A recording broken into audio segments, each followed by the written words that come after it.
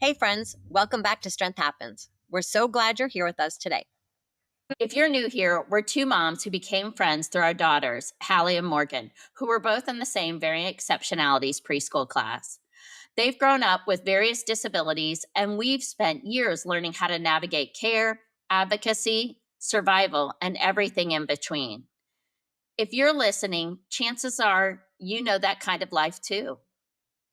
Being a parent to a child with special needs or complex diagnoses is hard in ways that are difficult to explain. You spend a lot of time in fight, flight, or freeze mode. The anxiety is real, depression's real, and the exhaustion is constant. You may be juggling multiple schedules, trying to hold everything and everyone together, and somewhere along the way, you forget to check in with yourself. That's what today's episode is all about coping, the tools we use, healthy or not, to get us through the day. We're talking about what's helped us and what hasn't. And spoiler alert, coping isn't always easy. So if you've ever cried, screamed in the car, snapped at someone you love, visited the vending machine a few too many times, or just zoned out in front of a screen just to breathe, you're not alone. Let's talk about real life coping as caregivers, moms, and humans who are still figuring it out. So grab a Diet Coke, a cup of coffee, or even a glass of wine, and let's get into it. When our daughters were first diagnosed, it was like the ground shifted. Suddenly, everything we thought we knew about parenting had to be rewritten. We weren't just raising our kids anymore. We became Google doctors, analysts, and everything in between. I would spend hours Googling diagnoses late into the night, comparing different conditions and trying to determine if Morgan fit into any of these descriptions. I'm sure the doctors hated it when I would come into the appointment with a list of questions from the research I had done. And through this all, we were still trying to be moms, build a family, care for our other kids, keep up with our work responsibilities, friendships, relationships, do the laundry and life as we knew it. Our coping in those early years, it looked more like survival than anything else. So, Janine, we didn't really know each other during those early years. So, what was coping like for you around the time from like when Morgan was born until when the girls were in preschool? I think for me, I modeled what my mom did. My mom was very much an internalizer. I used to always say it was more like her Scottish upbringing from her mother. And my younger brother has diabetes type 1. And when he was a kid, I don't ever remember my parents reacting to that or talking about it in front of us, like in an emotional way. It was just really matter of fact. And you learn what a diagnosis is, and then it's what you do after. It's that moving forward and you're being productive and you're trying to help or fix from that point forward. And that's what I've modeled with, I think, with my kids is that anytime I've learned something new or something different, for the most part, yes, I would have a moment of sadness or I'd cry or I might be angry, but I would move from that pretty quickly and I would move into how can I fix this mode? And that's just Right. how I think I'm modeling what my mother did. And I would research the crap out of what, if I even got a little nugget of something that I thought she could possibly have, like, could she have cerebral palsy? I would go Oh, research because you that. didn't have a diagnosis in those early No, in those years. early years, we didn't really have, we had just global developmental delay. So that really can mean anything and everything I at know. that point. And in those early years, I know from the previous podcast, we talked about how she had a couple diagnoses of the infantile autism, possibly a visual disturbance, or in a muscle disorder. So those three things I would go and research and try to figure out exactly what he was talking about. Does it really pertain to her? And then I would go on parenting boards because back when we first started with our girls, we didn't have Facebook and Instagram and No. TikTok and Or all these yeah, where you could resources. No, we didn't have I mean, you blogs can weren't even a thing. no, and you can go on TikTok now and just search autism or any diagnosis, and you meet a community of people. Like, we Right. didn't have that community. We had I like think the that's why parenting forums, but the parenting forums were, it was really hard to create a relationship with anybody. It was more just they said their experiences. I would research and try to figure out if she fell into any of those avenues. And for well, her, and she I just was just gonna say didn't. well, and I think that's why it's such a different world when our kids were little, but I think that's why I loved meeting you because it was like, well, our kids didn't have the exact same thing. We had a lot of those struggles where we had to learn to Mhm. cope differently. And it was like a human being I can see and talk to. Right, Even now, people can meet people on TikTok and Instagram, but it's not the same as when you're face to face. And I right. think too, our personalities are similar in some ways. Although the crazy one, you're Well, the calm one. there's that. But what I liked about it was we had similar coping strategies that we could learn from each other. I had gone in the early years to a support group for parents at the Oh, local children's hospital, and I went for 2 sessions, and the group moderator was horrible, and all they did was complain, like, yeah. about how bad their lives were. And I don't know if I'm Pollyanna or something, and I'm, always looking for the good, but I'm a positive person, and I needed people to bring me out of that rut. Yeah, Like, I I could wanted. not live like that. And that's the thing is I Mhm. could never live with that constant woe is me, life is so bad that because I'm not doing anything good for Morgan at that point. If I'm sitting there always wallowing in why me or why did this happen to her, that wasn't going to help her move forward and progress forward. 100%. I had those woes me You days. do, but they're short lived and you don't Yeah. live in that place. No, and in my early time, I had some in the early days, but, like, these people's kids were 10, 12 years old, and I'm like, "Oh my god, is that what my life is Right. gonna look like?" I didn't want it to look like that, so I just Right. left. What were some of the other things that you did with yourself when Morgan's having a rough time or you're just trying to figure out how to get through not having a diagnosis and the uncertainty? When Morgan sometimes she would just cry and I wouldn't know how to help her any other way, and no matter what I did in the house or it didn't work, so I'd put her in the car. I think a lot of parents do that, put them in the car and go for a ride. Yeah. Just changing the environment. I would sometimes take her over to my mom's house because that would be a distraction, and then I would have a little bit of support, having somebody else be able to hold her so I could just breathe and just because when they're crying, it's hard not to get anxious and being like, what am I doing wrong? Or why can't I help her? And I don't know, whoever invented the whole baby Einstein thing back in the Yeah, day was a yes. godsend because We list Hallie loved nonstop. those too. Like, in the car, I could put that CD on, and she would as soon as, like, song 3, it would start, and it would be like, "Doo doo, doo doo, doo doo doo doo," and she would all of a sudden, all the crying would stop, and she'd, like it's almost like she would tilt her head, and she would just, like, zone into the music, and I would play that Like a song baby. over and over and over to keep her quiet and calm. Yeah, music's always been her That's thing. amazing. I was just about to say she still loves music. Yeah, music's always been her she That was knows what she Hallie's thing. likes. That was Hallie's thing too, was music, Yeah. for sure. Yeah, so other than Googling and I did take ballet classes too, because that was No kind of like a way. mind-body thing for me. I Did danced you do my it whole on your life. own or with friends or? No, I just went by myself. I found an adult class, and I would No just way. go once a week, and I did ballet and maybe jazz or something, but it was like one night a week I could go out. Were you a dancer when you were younger? Yeah, I grew up dancing. Oh, okay. I was like, these are things I didn't know about you. This is fun. Yeah, Oh, Lord. I yeah. tried belly dancing That early on, that and it I you don't know. I don't know that I could do and that. you have the little castanet or whatever, the things Oh, you yeah, the yeah, little yeah. belt. How did you deal with all the stress and the coping? It's interesting because I hadn't even thought about some things until I hear your story when you're talking about your brother with diabetes. My mom was a single mom. She worked full time, raised us kids, did it on her own. And my brother had severe asthma. I remember she did everything. And even though she worked full time and she was able to take my brother to the doctors and do all these things for him, and she'd still on St. Patrick's Day make us green pancakes and always make us feel special. And so I saw my mom do everything. She was like superwoman in ways. And so when my kid was born with all these medical issues and crisis after crisis, I equated to, well, I'm supermom. I'm supposed to do Mhm. everything. Like I don't ask for help. I do it all on my own. So I think that first year was a lot about survival, just really trying to survive sleepless nights, codes, resuscitations, apnea monitors, new feeding tubes, surgeries, therapy sessions, all this thing. I was just running on adrenaline 24/7. We lived in Nashville at the time when Hallie was a baby, and all our family was in Florida. And so I was pretty much on my own. And I thought, oh, I'm fortunate. I can be a stay at home mom.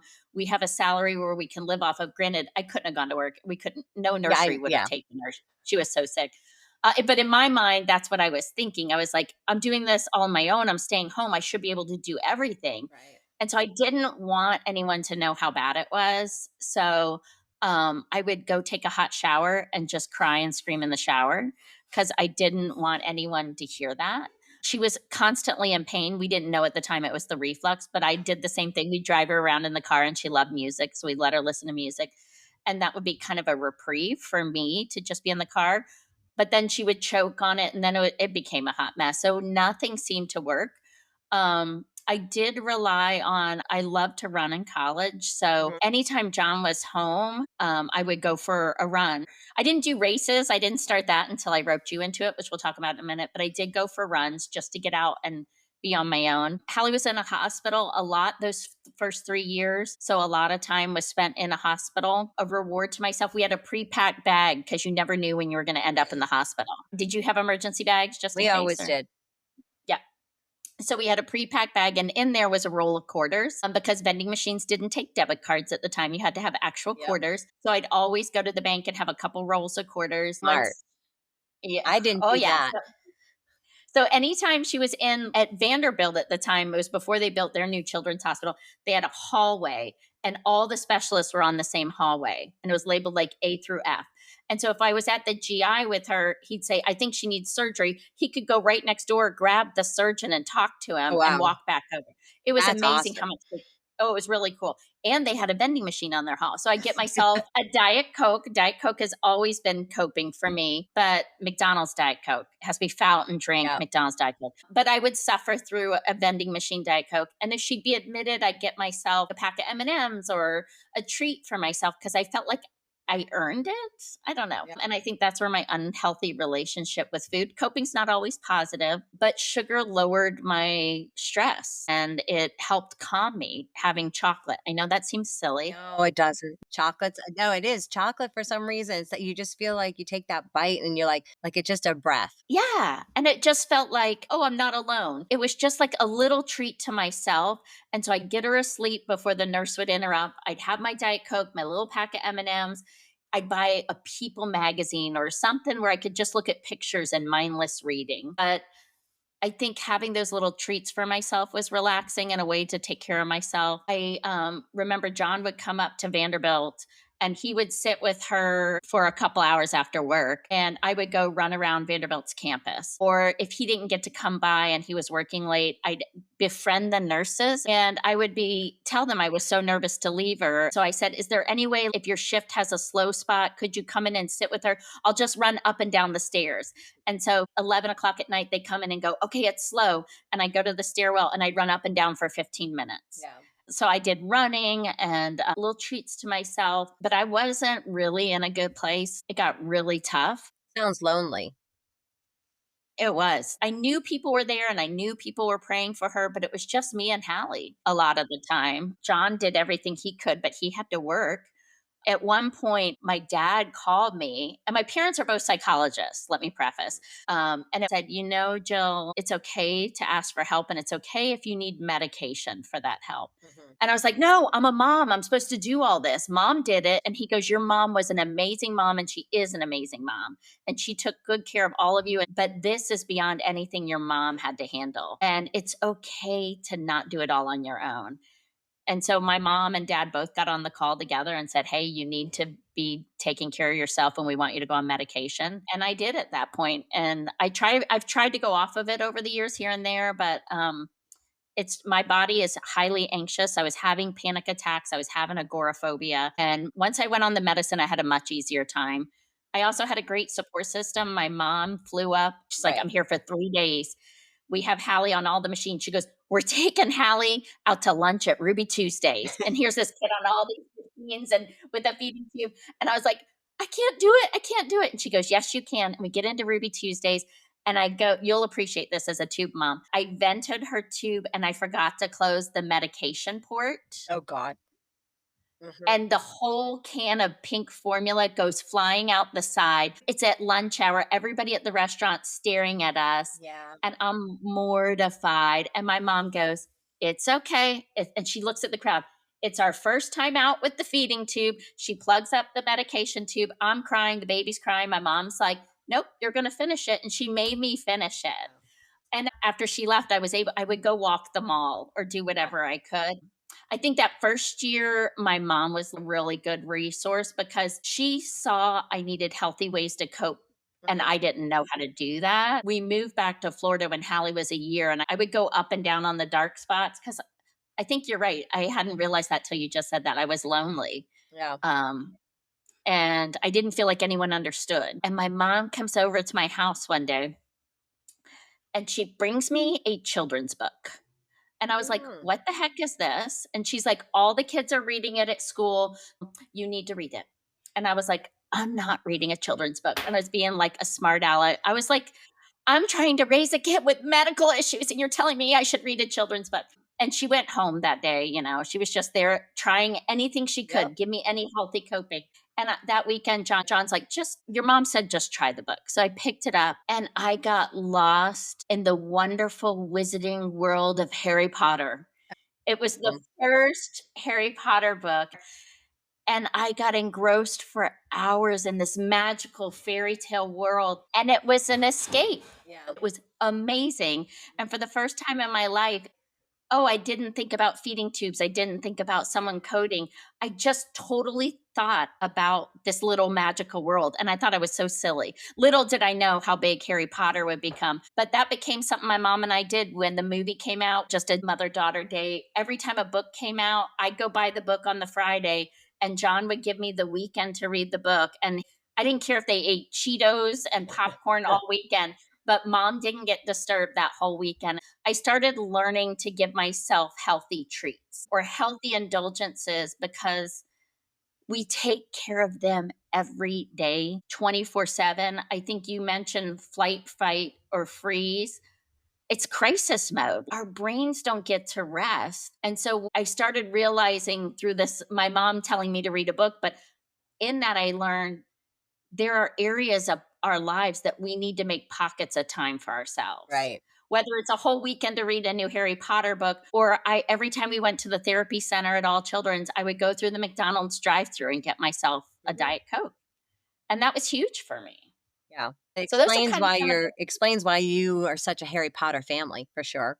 And yeah. how you've shown the kids your love of the stories and the books, and then they embraced it. Yeah, it gave us something fun and it was something fun we could do as a family. Yeah. Not as a family with kids with medical issues, but just being a family. Right. The thing I think I realized was it doesn't take a lot of money to take care of yourself. No, just taking a walk around the block. I remember one day Steven was mowing the lawn and it was his day, their only days off. They're taking care of the lawn and they're taking care of the pool and the things around the house. And all I wanted was for him to take the baby and give me 10 minutes. That's what I needed. But I didn't communicate that either because I don't know that I knew I needed that. But she was crying and crying. She was maybe 4 months old. And I didn't know what to do with her. I literally walked out carrying her and he stopped the lawnmower and I handed her to him because I was afraid at that point. You get afraid that you're going to hurt them, and not that you're going to, but it's that Yeah. whole like, that your stress is going up and up and up and you don't know how to release that and get rid of it. And the healthiest thing at that time for her was for Steven to take her. And then I just Yeah. needed to step away and not have to be her 100% caregiver at that time. 100%. And sometimes our partners don't always know when they can't read our minds. So Right, they don't right. know when we hit our limit Right, or our and they children. think they're being helpful because they're doing the things around the house that need to get done, and it was no reflection on him. I just didn't communicate that I needed half an hour to just go walk or go in the bedroom and read. I just didn't communicate it, so I can't expect that he would know what I need. And that's what you said. Right. You have to learn a lot at the beginning from your experiences. You have to learn what you need, and you have to learn how to ask for it. And I think we were so early in our marriage when we got pregnant with Hallie that we were still learning to be married and Oh, communicate we as a too. We couple. had Morgan in our first year too. So we got pregnant a We're couple so months. much Yeah. alike. Yeah. We got married in August and she was born the following November. Wow, that's crazy. Yeah. So we were about the Yeah. same. And it's just, you're still learning to communicate and talk to one another. And for them, providing for the family, at least for John, that was his big way Yeah. of That taking was care of the Steven's too. family and doing things around the house. And I appreciate that, but I didn't even know, like, in those early years, I didn't even know that I needed to take care of myself. Right. Well, minutes of quiet to yourself because like you said earlier, we were trying to be super moms and do everything ourselves because that's what we thought we were supposed to do because that's what's depicted on TV. That's what's shown and our mothers are a different generation than we were. Yeah, and they were super moms, but they also didn't have the same level of differences in their kids that our kids had. Yeah. Just The different. disabilities were different. It was just a little different, Yeah. and we approached it differently. I remember I drove my car around a lot. I Yeah. still like to do that, to go for a drive when I'm coping. And I remember going for a drive early when Hallie was probably 2. I was pregnant with Neely and we were planning to move soon. We had already bought the house. But I remember getting so, like, we had to have an amnio with Neely to make sure everything was Mhm. okay. And then it came back with abnormal cells and it may be a chromosome deletion. So I was panicking and I was angry at God and all this kind of stuff. And I remember I had heard a message in a sermon where it was like, you can ask God for a sign and he'll give you a sign. Just Mhm. be specific. I know it sounds hokey, but I was like, I need to go for a ride. It was one of those moments with Hallie, like you were talking about, Morgan. John walked in from work and I said, she's yours. Yep. And I walked out the door, didn't even say anything, just grabbed my keys and went for a drive in the car. And I remember driving, going, God, if you're there, I need a sign. Send me a bird to cross my path. And I went for a drive and I just drove down 19. We were living in Clearwater. I drove up to a Target or something. And I'm driving back, and we lived over by John's old high school. And I remember driving by Clearwater Central Catholic, and out of nowhere, this bird comes right into my windshield, Oh and I no. drive right into a bird, and you hear this flap, Oh. and the bird's wings are out like Oh this, my and it just gosh. slides down, and then it flips off my car. And I was Oh so my startled. I gosh. stopped the car, and right then I was like, okay, God, that's a great sign, but I didn't want to kill the bird. And all of a sudden, I look over, and the bird pops up and flies Oh off, my but a little gosh. crooked. You startled them a little bit. I was like, oops.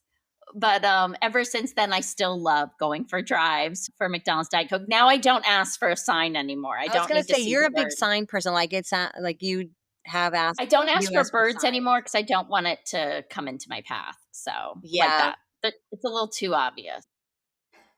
I've kind of realized that coping's kind of fell into a few different categories. Like my running was physical coping, my prayer was more emotional coping for me. I did journaling. I had creative and mental health coping with reading Harry Potter or doing crossword puzzles, but also social. I didn't really get that social outlet except with family. As my kids got older, I had social outlets through various things. And that's kind of where I met you. You introduced me to village nights.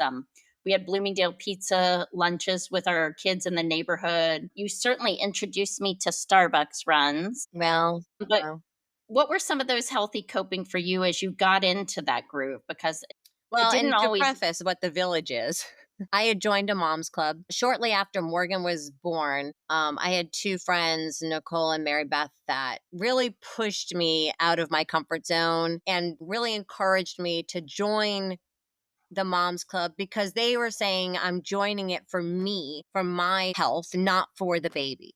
And that gave me more of the social aspect that you didn't have during those early Mhm. years. So anyway, the village kind of came out of the moms club. There was the group of us that started hanging around and doing things together, and that created what we called the village. There were so many different things that everyone was able to support each other, even though our kids were all so different. But for the most part, everybody else had typical children. I was one of the few that did not. I don't even remember anyone early on that had a disability with their child. Those first few years. Yeah. I'm possibly Till as the you met kids the got Heilman older. family. Hmm? Till you meet the Heilmans, Yeah. where we have all kinds of And then I brought you disabilities. in so then I wouldn't feel alone anymore. Oh, Yeah. thank you. But yeah, And you but we brought would me do in. So trips to get like a few of the girls, we would do small trips to other cities for a long weekend and leave the kids with the husbands. And, we learned to cope a lot in those early years socially. And we've even got the husbands to meet. And then they started playing poker once a month. And then we could do things all together as with husbands couples. and wives. And there were a lot of fun parties and functions over the years that I think was very important to my mental health all through that time. And then Jill decided to ask me one day at preschool, how do you Oh, think Lord. you'd like to start doing half marathon at Disney? I saw something about it and I thought that would be a great idea. And I, who was a sprinter in high school, haven't ran since high school. You hadn't ran? No. So then You I was weren't a like, runner? yeah, that sounds like so much fun. I was running like 2 miles at the time, and I'm a goal setter. I Yeah, like to set I goals. do. I get that. But we started goals. We signed up for the half marathon first, Yep, which and was a then year later, mind you, because Disney races, you sign up in March and the race is next year. we had plenty of time to train, but we did do started small and did a 5K. It was the Shriners The Fez Fez something. Festival. It was their first year in Tampa doing the 5K. So, and believe it or not, Janine and I were in, we'll have to put a picture up of it, but Janine and I were I was in my 30s. So were you, right? Yeah, but We were young. And so we did the 5K, and Janine placed second and I placed third.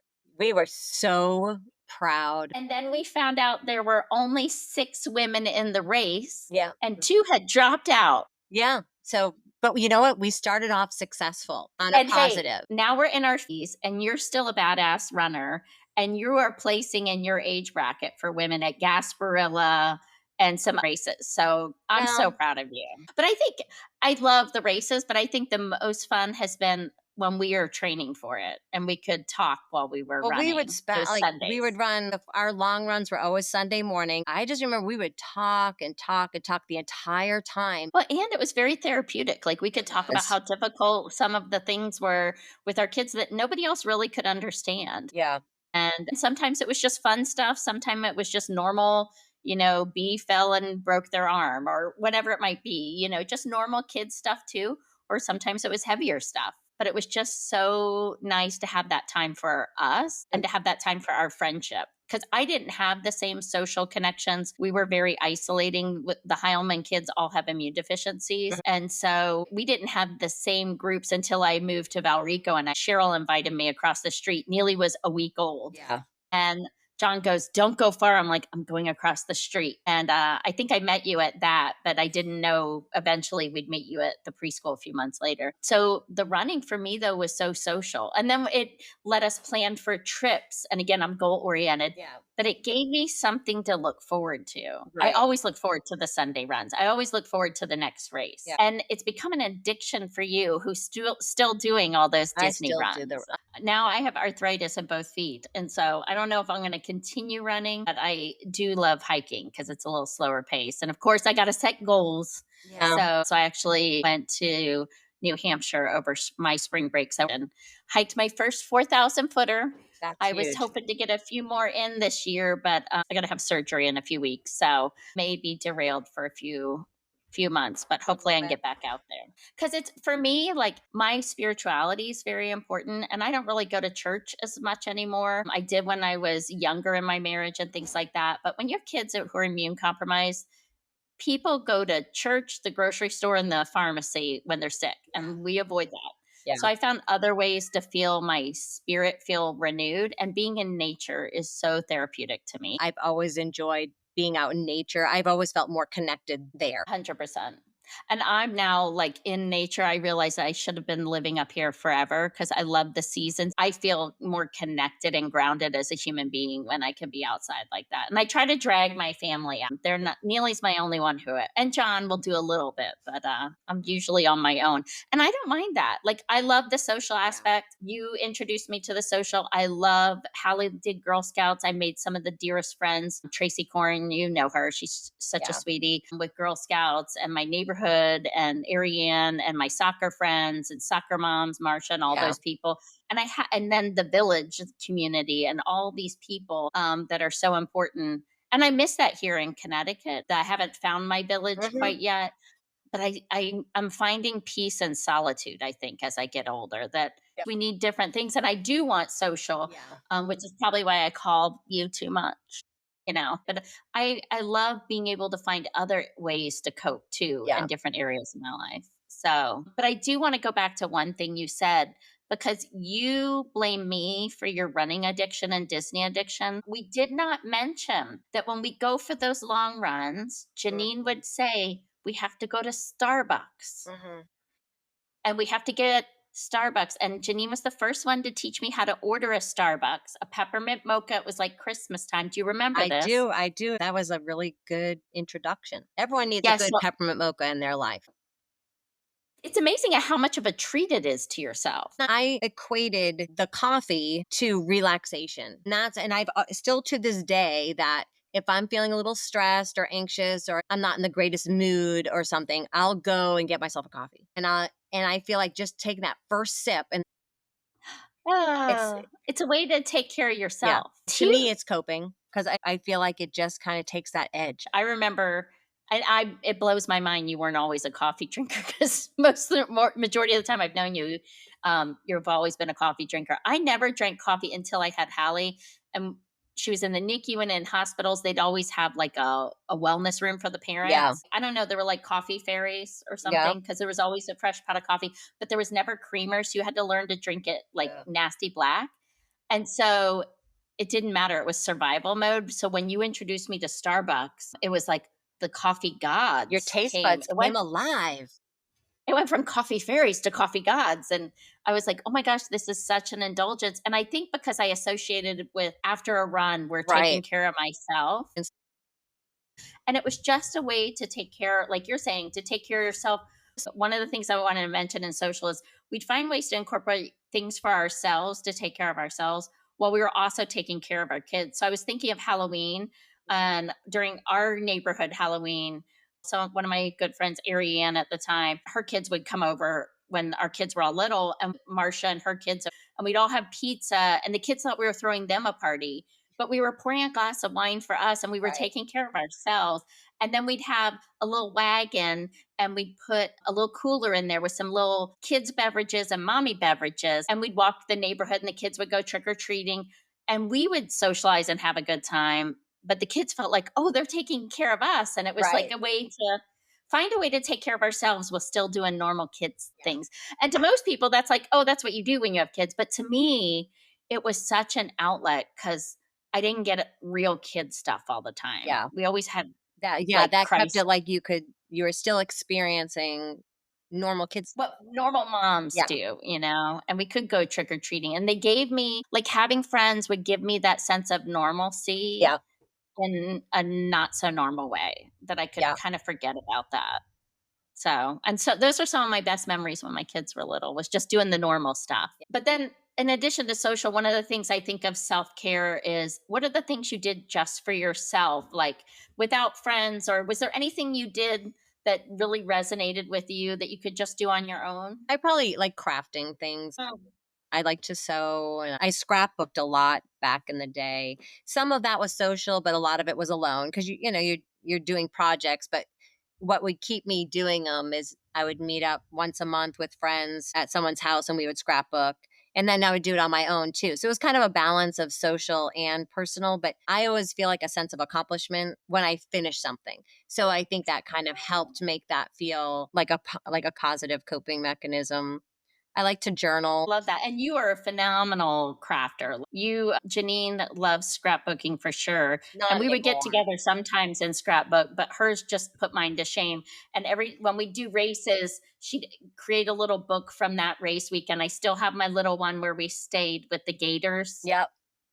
and we stayed at what was that, the New Orleans hotel over at Disney. And I Yep. went to the Port University of Orleans. Florida for, yeah, and I went to the University of Florida. Go Gators! So I'm a big Gator fan, and we stayed at Port Orleans, and there's Gators everywhere. So there's crazy pictures of me with my frizzy hair posing with a fake Gator, Yep.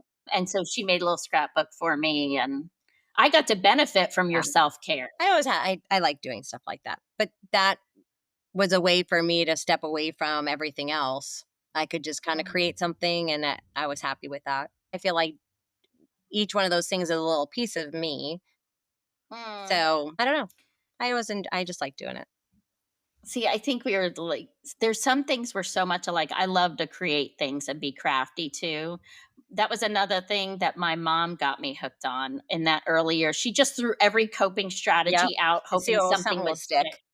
Yeah. So she got me into making quilts because she had a quilt shop, but she got me making quilts. And I remember staying up late and I would like lay out the fabric and cut the fabric and sew it. And I'd be in my room and, the kids would be in bed and they'd give me a chance to Yeah, do a project on my own. And it's funny because about every other year, I would make the kids a new quilt for Christmas with something that signified their colors they yeah, liked or the sports they did, and it was always their favorite gift. So it always had like it was like gratifying because yeah, we're gift givers. But when they loved that, and I was like feeling a little selfish because it was like, well, that was my time, and I took care of myself, but it was part of me like giving them that love through yeah. that gift that I made, and hopefully setting an example for my kids. Like I, I'm not the best at always taking care of myself. Mm, Well, I was just gonna say one of the things that was powerful to me because I felt like I had to do everything that every mom should do, even though my kids were in the hospital or doing this or doing that. mhm. But I had to feel like I still had to be in the PTA and serve on the board and volunteer in this organization and volunteer in that Right. organization. And I love doing that. But then when you're the one who volunteers, then people will be like, hey, can you do this? Can you do that? And I realized the power of saying no. I'm a people pleaser. So when I finally, We don't learn that for a long time, unfortunately. I didn't learn that till I was almost 40. Yeah, And thankfully, I think my kids are learning it sooner. And I didn't learn how to say no for myself until much later because I just wanted people to be happy and not be upset and not argue or whatever it was in me ingrained in me. And so the first time I told someone, no, I really don't have time to take on that project, I was like, that is the most powerful feeling. And I felt like I just relaxed when you yeah. make that decision. Because you're And proud of then I yourself, turned, first of all, the yeah, first oh, yeah, time. 100%. I was like, I was confident. But then I turned into Oprah and I was like, you get a no, you get a no, you get a no. Because I was just like, hey, I'm a priority. And it's okay to make myself a priority. Yeah. Because society tells us, take care of the family, take care of your kids, you're doing this, you're doing that. And finally, I was like, wait, no, it's okay to take care of myself. Right, because the better version of you is saying no sometimes. 100%. And now I'm going to be a better mom to the kids, Right, even as adult kids, when we start taking care of ourselves. It's so important, but especially when you have kids with chronic medical conditions, yeah. because it's a different level of stress than most people can understand unless they've walked in our shoes. Not that I'm trying to invalidate other people's life experiences, but it's just such an overwhelming sense of responsibility that's Yeah. different than anything I've experienced in my life. Also, want to add one other note. I'm going to try not to cry. I'm the crier of the group.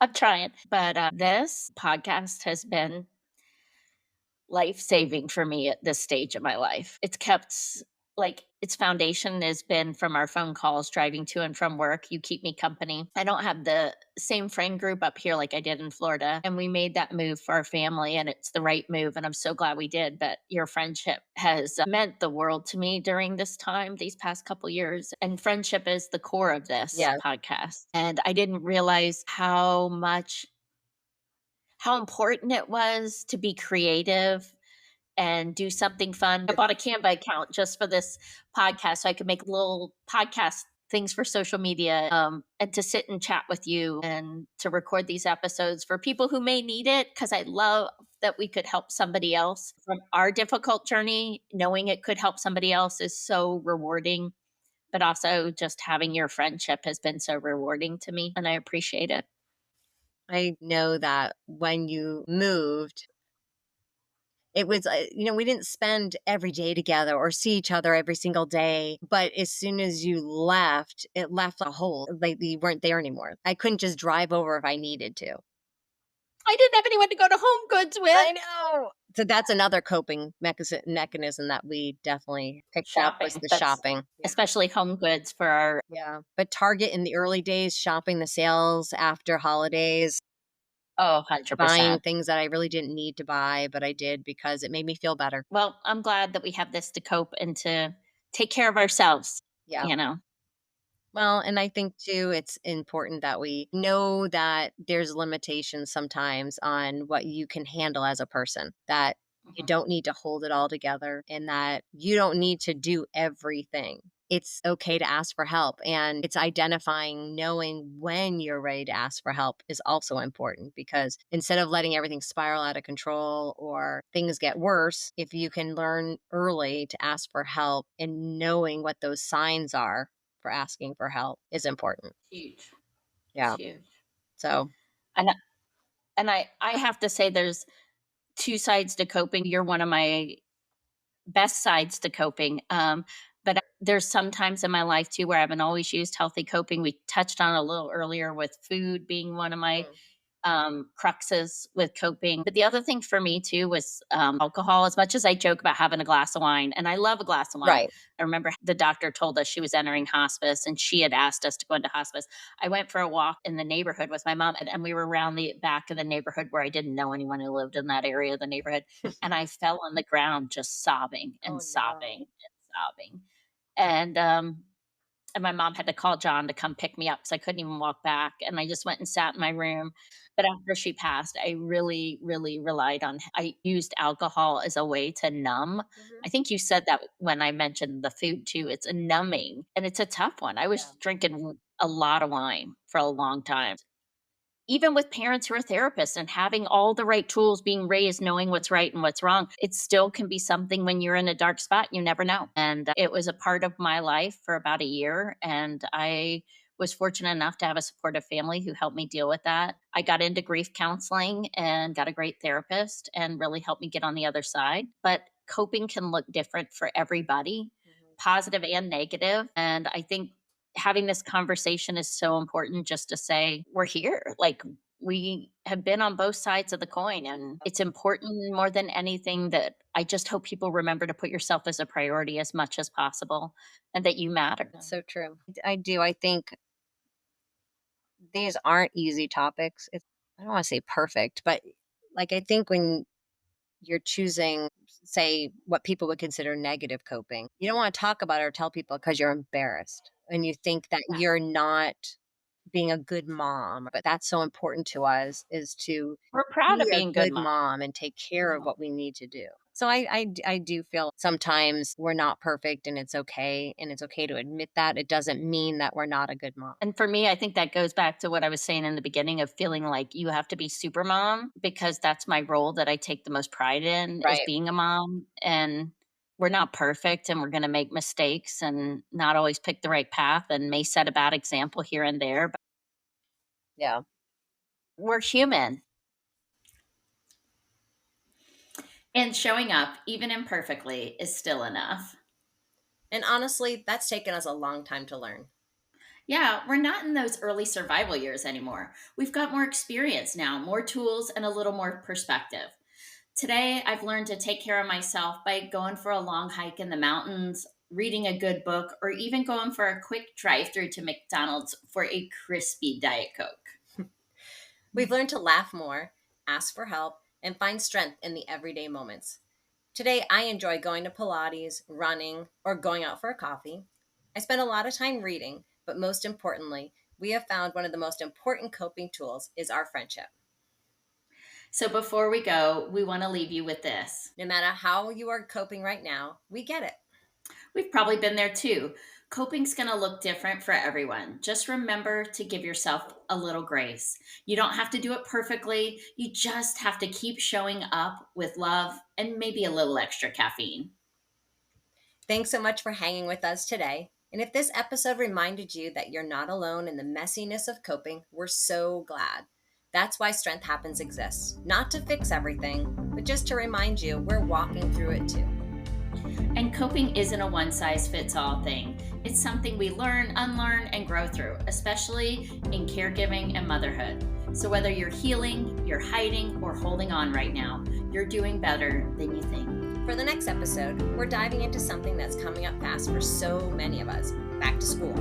We'll be talking about how to prepare our kids emotionally, what kinds of accommodations and supports you can ask for. Yes, you're allowed to ask. And survival tips we've learned from navigating years of IEP meetings, new teachers, and all the unknowns that come with a new school year. Thanks for joining us again on Strength Happens. If you like this episode, share it with a friend, leave a little love in the comments, and don't forget to follow Strength Happens. It means more to us than you know, in that it may help someone else feel a little less alone. And if you haven't yet, grab our free coping toolkit for caregivers, a guide full of tools that have helped us navigate hard days. The link's in the show notes or on our blog.